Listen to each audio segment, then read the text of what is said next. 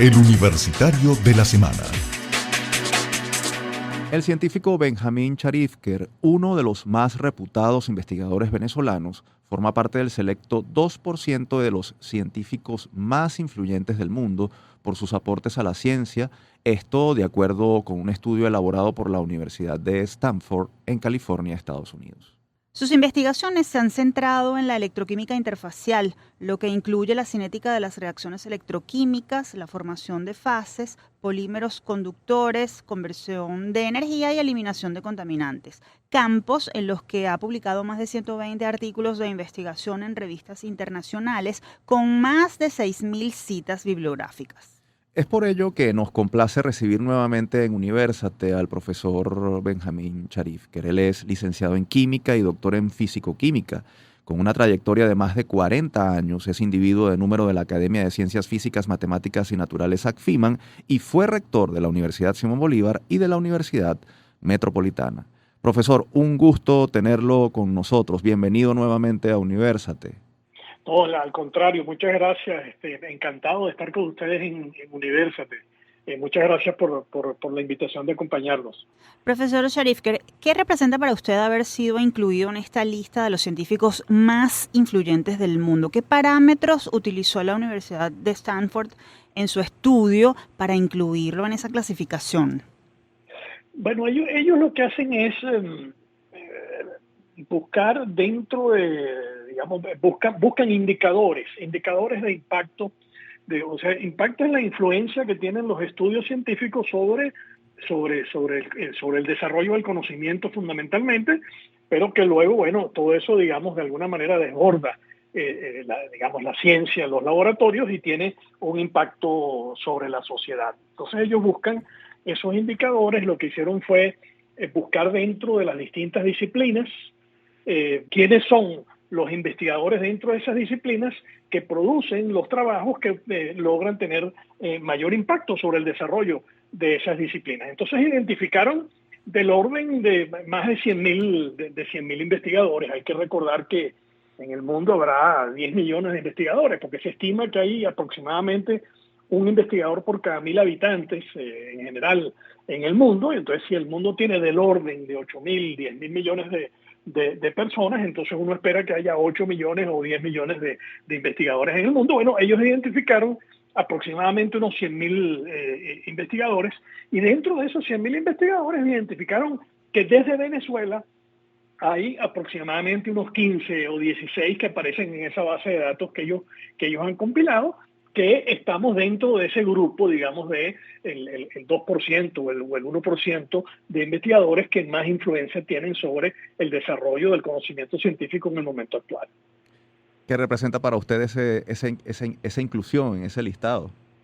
Bueno, yo creo que es un reconocimiento a la institucionalidad venezolana, porque, digamos, ese reconocimiento, de alguna manera, tiene que ver con el trabajo que hemos venido realizando en nuestro laboratorio de la Universidad Simón Bolívar a lo largo de varias décadas. Un laboratorio donde más de un centenar de estudiantes y colegas hemos compartido esfuerzos, donde se han publicado centenares de trabajos científicos, y esos trabajos científicos, bueno, pues han tenido impacto sobre el desarrollo del conocimiento y también sobre el desarrollo de algunas tecnologías. Pero es fundamentalmente un reconocimiento a la labor que se puede hacer desde las instituciones académicas venezolanas. Y reitero de que hay, bueno, del orden de 15 o 16 personas mencionadas en esa base de datos, que de varias instituciones venezolanas. La Universidad Simón Bolívar es una de ellas, pero también está la Universidad de los Andes, la Universidad Central de Venezuela, el Instituto Venezolano de Investigaciones Científicas e inclusive instituciones privadas. Llama la atención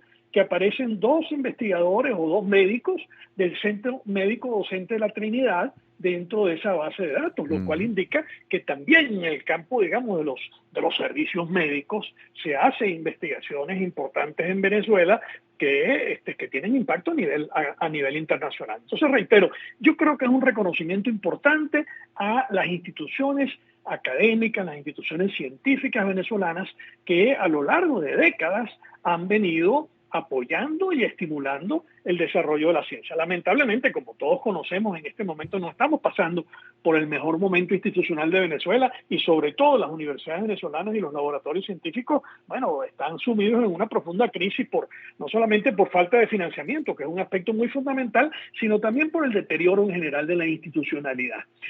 Yo creo que, bueno, que nosotros tenemos que hacer un enorme esfuerzo por recuperar esa institucionalidad, porque no podemos hablar de desarrollo si no hablamos del desarrollo de la ciencia.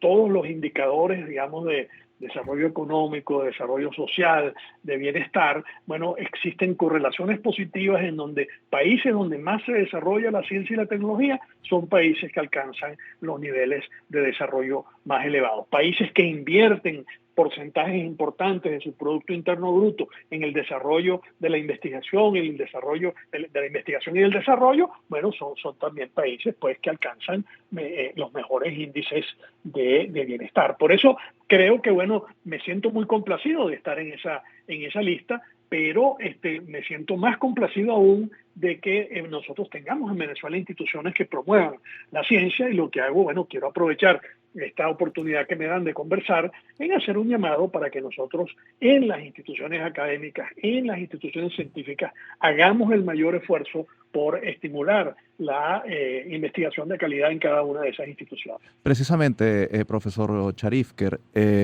sabemos que el contexto venezolano actual hace que la investigación científica resulte muy cuesta arriba, y usted mencionaba que hay un trabajo institucional de décadas que han desarrollado distintas universidades y centros de investigación. Ahora, hay un tema que es la formación de las nuevas generaciones. ¿Cómo acercar la curiosidad y el deseo de investigar, de desarrollarse en la ciencia a esas nuevas generaciones en medio de un contexto que, como decía, está bastante cuesta arriba? Yo creo que ese planteamiento que hace es un planteamiento muy, muy, muy importante.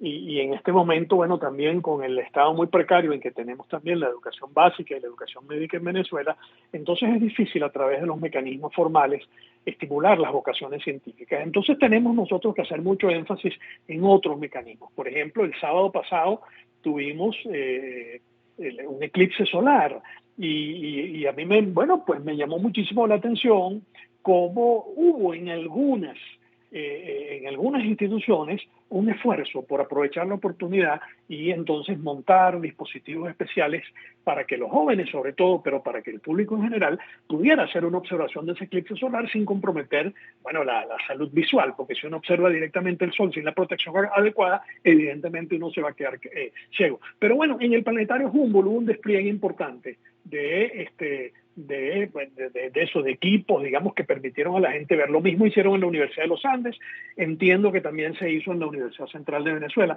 Entonces es un ejemplo de cómo podemos estimular las vocaciones científicas, bueno, no desde las aulas de clase, sino también de una serie de actividades. En la Academia de Ciencias Físicas, Matemáticas y Naturales, bueno, tenemos un programa desde hace muchos años, que yo creo que es un programa muy bonito, muy interesante, que es un programa donde se trata de influir en los currícula o en los programas de estudio, más que en los currículos, en la manera como se aproximan en las escuelas primarias a la ciencia, bueno, de que la ciencia sea más, la aproximación del niño hacia la ciencia sea más una indagación que un caletre.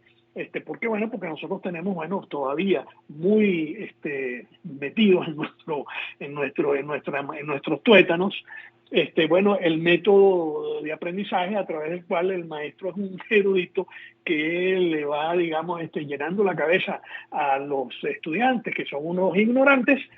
Todo esto lo estoy poniendo entre comillas, por supuesto, y que el estudiante lo que tiene que hacer es aprenderse al caletre lo que el profesor le explica. Bueno, esa es la peor manera, en mi opinión, de aproximarnos a la ciencia. La mejor manera de aproximarnos a la ciencia es ver a la naturaleza como un laboratorio abierto, como una cantidad de preguntas que nosotros podemos responder y que no tienen una respuesta cerrada, o sea, que no existe, digamos, una respuesta dogmática a a las preguntas que la propia naturaleza y la propia realidad nos puede plantear. Yo creo que esa aproximación en donde nosotros invitemos a la indagación, a que utilicemos el raciocinio, a que utilicemos el pensamiento crítico, es la mejor aproximación posible a la ciencia. Y mientras promovamos ese pensamiento crítico, estaremos no solamente promoviendo las vocaciones científicas, que hay que promoverlas, bueno, sino también la formación de ciudadanos, que es tan importante, de que nosotros nos formemos a través de esos valores de libertad y a través de esos valores, digamos, de ser críticos a lo que otras personas nos dicen. Profesor, sí, perdón, disculpa. La ciencia, como el hombre, tiene muchos desafíos, entre ellos el ético. ¿Cómo formar más científicos para el bienestar de la humanidad cuando parece que cada vez hay más deshumanización, además en tiempos de guerra? Brevemente, por favor. Sí. Digamos, sí, digamos, la ciencia no es que sea neutra con respecto a lo ético, pero yo no creo que nosotros tengamos, o sea, digamos, cuando se inventa la fisión atómica, la posibilidad, digamos, de dividir el átomo y de generar grandes cantidades de energía con la división del átomo, por supuesto que aparecen cuestiones éticas de por medio, el uso que nosotros le podemos dar a la fisión nuclear.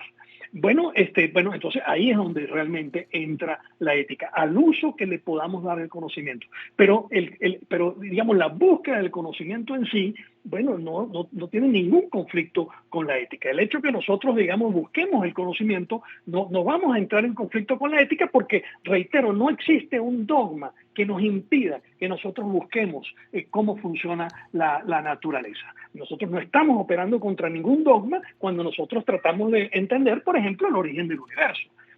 Por supuesto que hay una cantidad no solamente de mitos, sino de preceptos que las distintas religiones tienen con respecto al origen del universo. Bueno, pero no hay nada de malo en que nosotros busquemos por el método científico el origen del universo. Y así con cualquier otra pregunta. Entonces, la ciencia tenemos que verla como la búsqueda del conocimiento, el entendimiento de lo que es la realidad que es una indagación sobre lo que es el mundo, mientras que los usos que nosotros le demos a la ciencia, bueno, ahí sí hay mucha moral. Por ejemplo, la ingeniería está cargada de contenido moral. ¿Por qué? Porque la ingeniería nos dice cómo debemos hacer las cosas para obtener un determinado resultado. La ciencia no nos dice eso. La ciencia no nos dice cómo hacer las cosas para obtener un determinado resultado. La ciencia lo que busca es explicar cómo funcionan las cosas. Entonces, con eso quisiera, atender esa pregunta del dilema que puede haber de la ética con respecto al conocimiento científico.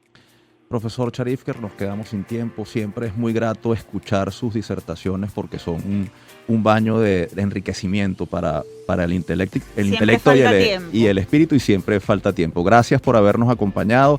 Felicitaciones por ese reconocimiento y por ese trabajo que usted hace, no solo en pro de la ciencia, sino en pro de la formación de nuevas generaciones de ciudadanos, además. Gracias.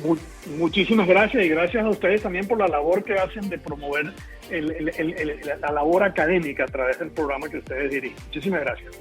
Conversábamos con el profesor Benjamín Charif, que es licenciado en Química y doctor en Físico-Química. Además, individuo de número de la Academia de Ciencias Físicas, Matemáticas y Naturales, ACFIMAN. Fue rector de la Universidad Simón Bolívar y de la Universidad Metropolitana. Muchas gracias.